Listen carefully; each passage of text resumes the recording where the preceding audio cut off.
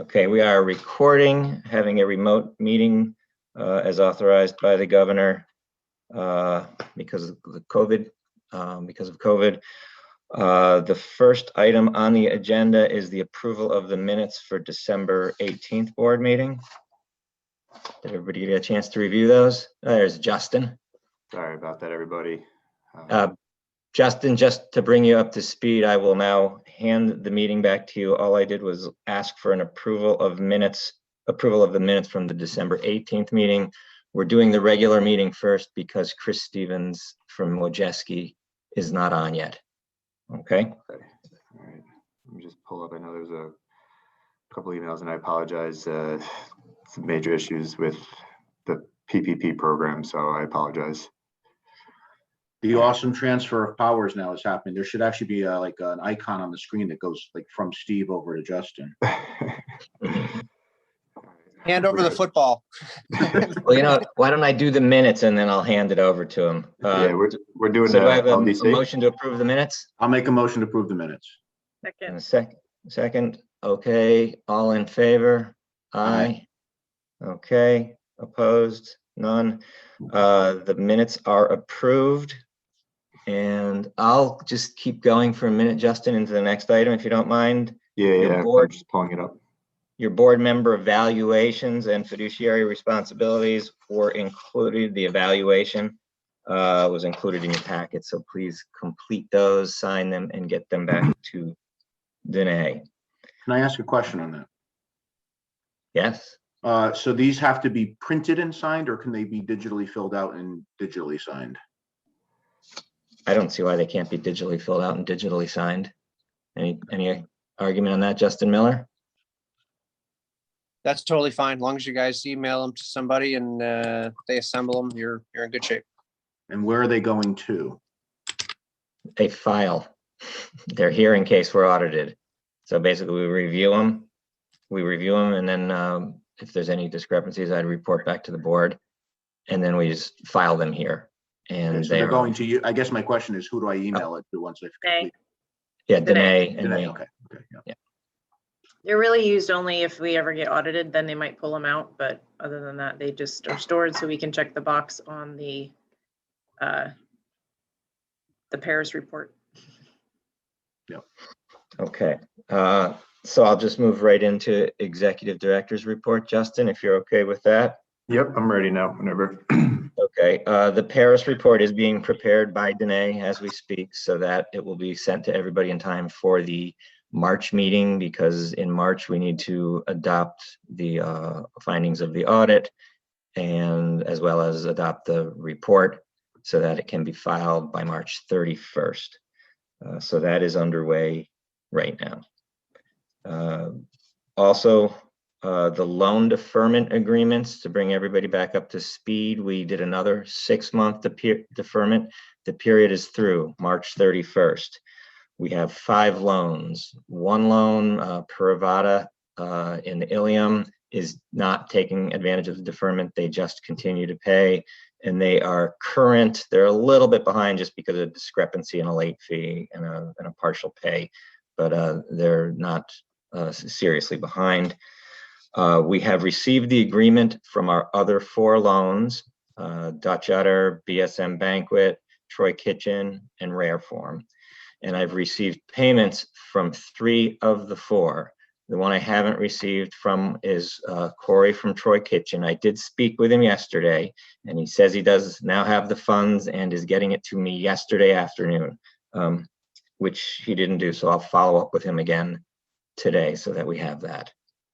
And if we don't get that, I guess I will send him have Justin Miller send a letter to him to expedite the loan payments. Steve? Yes? Do we have any idea what his plans are? Like, if the building's been sitting, I know he's been focused in Albany, but what is his plan for there? And because it's really dark and vacant. Well, yeah, so he's been up and running Albany now for several weeks. It is working fairly well, certainly not a huge amount of money, but his intent is to bring that same model over here as soon as he can do so. And when I spoke to him, he anticipates doing that in the near future. So Like 6 months, like 2 weeks? I think Like, less than that. I think he was talking like within the next 2 months. so have we talked to the owner? Don LaRosa owns that building, right?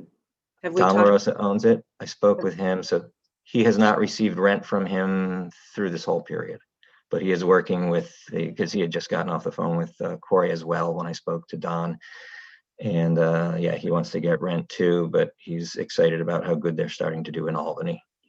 So I guess Do we have a personal guarantee from Don for the payment? no, we have personal guarantee from Corey on this one. So he's down to about 15,000 on a 50,000 initial loan. Hey, Steve, are we aware if he got any PPP assistance or EIDL assistance or any of these potential grants out there or whatnot?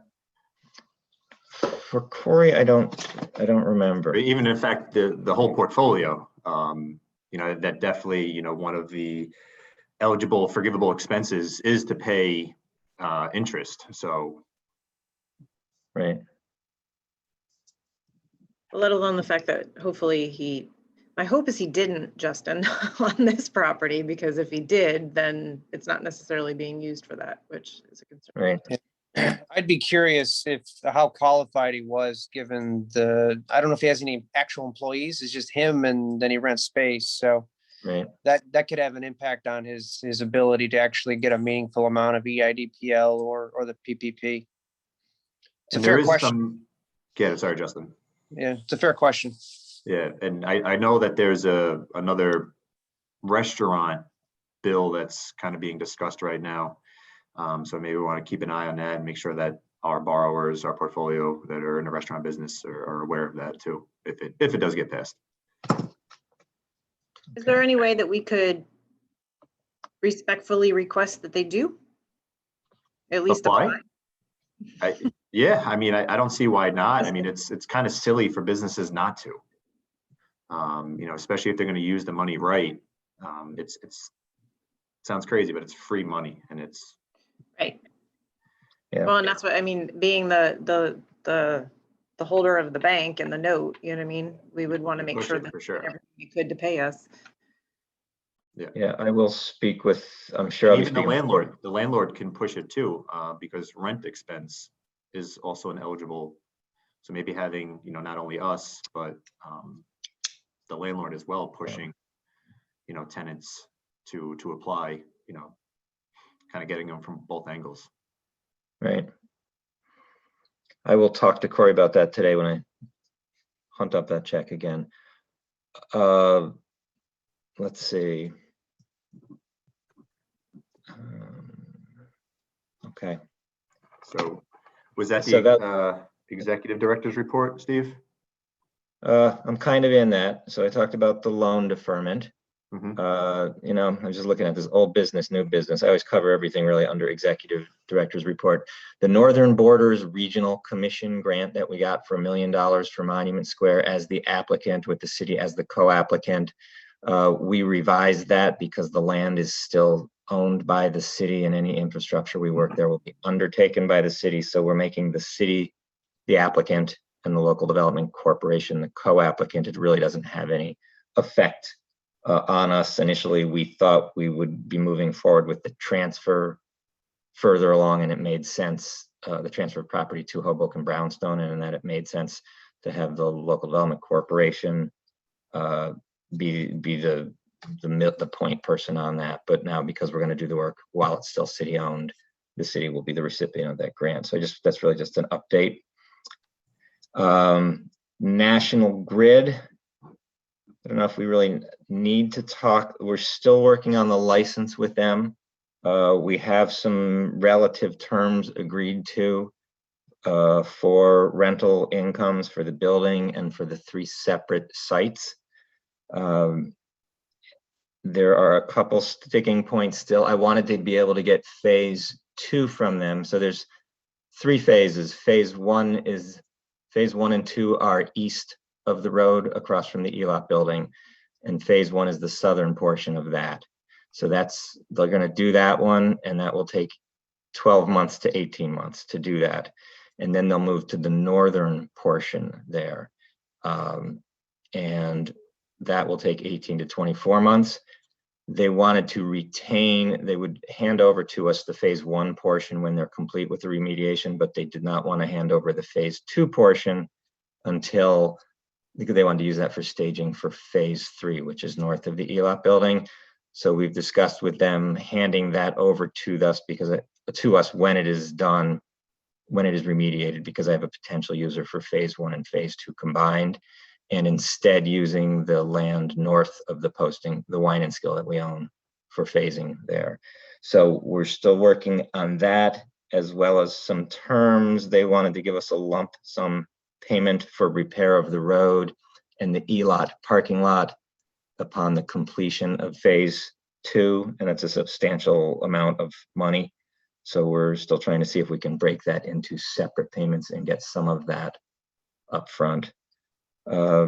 Justin Miller, is there any reason I can't talk publicly about the potential incomes? I do have a reporter on here, or should we go into executive session at the end just to talk about that if people want to know, or we can wait until next month when we actually have hopefully a license agreement to present to you to discuss it then.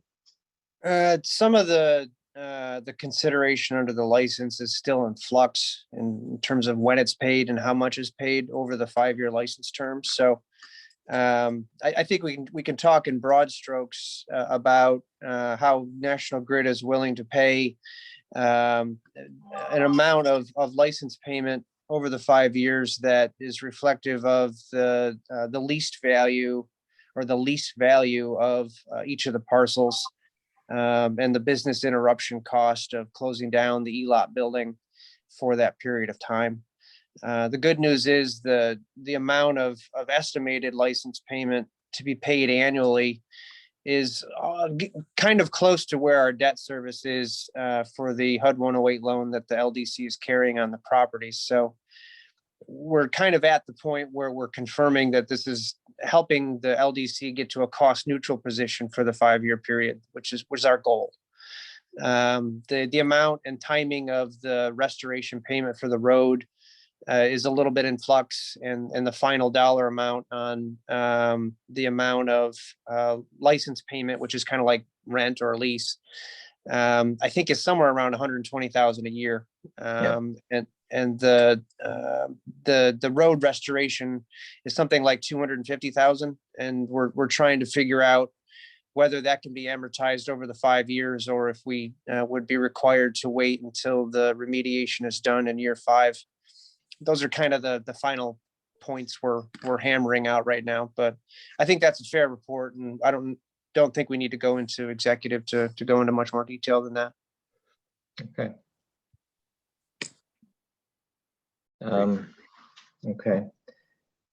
And that is really all I have for the executive director's report. And that took care of old and new business too, Steve? Yeah, really took care of old business and new business, and I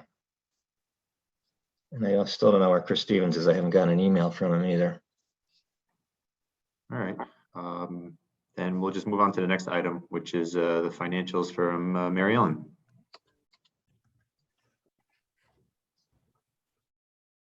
Okay, the first report is a statement of financial position. As of 1/31/21, total assets are at $3,073,000, with $329,000 of the assets in cash. Our liabilities are $1,021,000, leaving us with a fund balance of. Mr. Chair? Yes. Question. So I have the agenda for the audit. I'm assuming now we're in audit and finance? No, we're just in the No, we're just in the financials. Okay, I don't have, in my agenda, I don't have the financials. I know there was a Mary Ellen, bunch is that of something? emails. They I were was sent looking. separately It was by sent separately? Danae. Hang on a sec.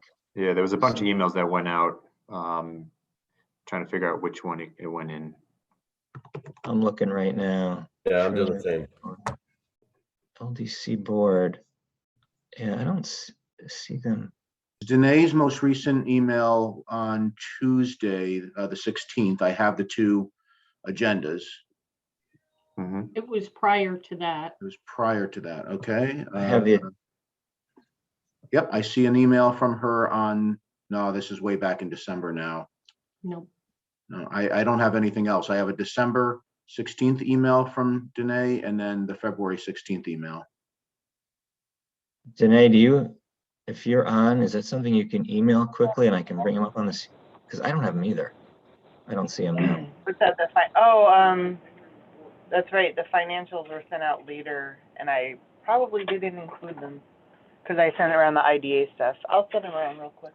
Send them right now and then I'll bring them up on the screen.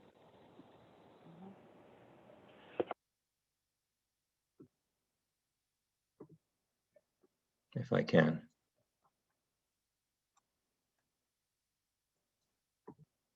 Yeah, it's very hard for me to just listen to numbers. I have to see it on paper, or at least on the screen. No, I'm with you. Yeah.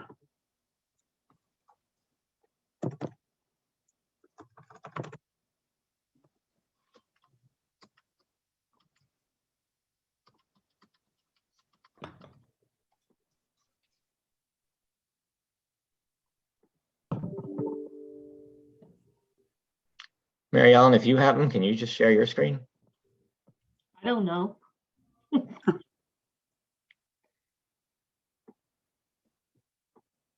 Good morning, Andy. One is an Excel sheet and one is a PDF, just so you know. Okay. They were never combined. Good morning, everybody. Today's my first day back from COVID quarantine, so I've been a little off my schedule for the last 2 weeks. Apologize for being late. We're glad to have you back. I'm glad to be alive. Share screen. Did you actually catch it? Yeah. Okay. I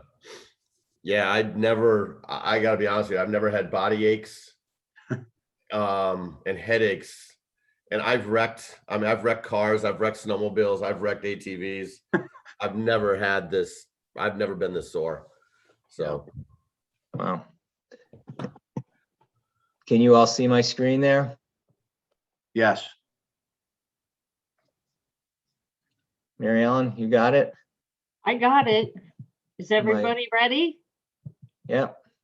Okay. The first report is a statement of financial position. On 131, the total assets are $3,073,000, with $329,000 of the assets in cash. Liabilities are $1,021,000, leaving us with a fund balance of $2,052,000. The largest change to the statement of financial position is the addition of the National Grid receivable. Which was? It's up at the top. In the middle of the screen there under accounts receivable. There it is. Okay. Okay. I'm going to stop sharing this one and close this. And then where's the other one? There we are. Start sharing. Screen 2. Is that showing? No, I'm sorry? it's Nope. not. Okay, let me bring that up here then. Do it this way. And I'm going to share that. Is that better? It is. Better. Okay. So the next report is a statement of activity for the month of January. We have an $8,700 deficit. The sources of revenue were rent and interest, and there were no out of the ordinary expenses.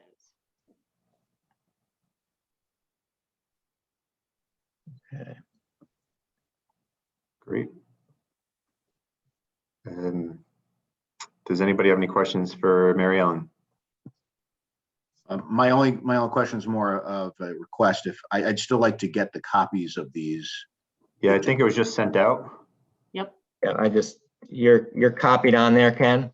Got it. Yep. Thank you. So Thank you. that's where I pulled these from. That's the fastest answer to a request I think I've ever had.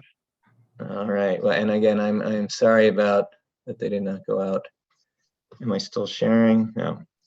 Did I stop sharing? Right. Okay. So. Do we have do we need to approve? We need to approve the financials, or was just informational purposes? We should probably just, I'll make a motion to approve the financials. Great. Do we have a second? Second. Any opposed? All in favor? Yeah. Okay. Yes. Okay. Great. All right. That's it for the LDC agenda. Can I have a motion to adjourn? Motion to adjourn. Second? Second. All in favor? Aye. Aye. Great. And I guess we're not going to have our audit committee. I'll try and coordinate with Chris right now to make sure I have him for a half an hour from now for the IDA and CRC meetings. So quick question on that. So we'll have enough time in March, right? It's due at the end of March, the Paris report, right? So we'll have It enough is. time in March to approve it. Yes. Okay, Yeah. good. Hopefully we'll have it out before then. I'll talk to Ken and or not Ken, Chris, and I'll follow up with you all just by email about the timeline. Okay, sounds good. Great. Okay. All right. Thank you all. Shortest meeting ever. Thanks, guys. Bye. Have a Right, good A little weekend. bit. Stay See you well. soon. Feel Take better, care. Andy. Hang in there, Andy. Yeah, Well, yeah. I'm back. I'm on the good side graph right now. All right. Glad to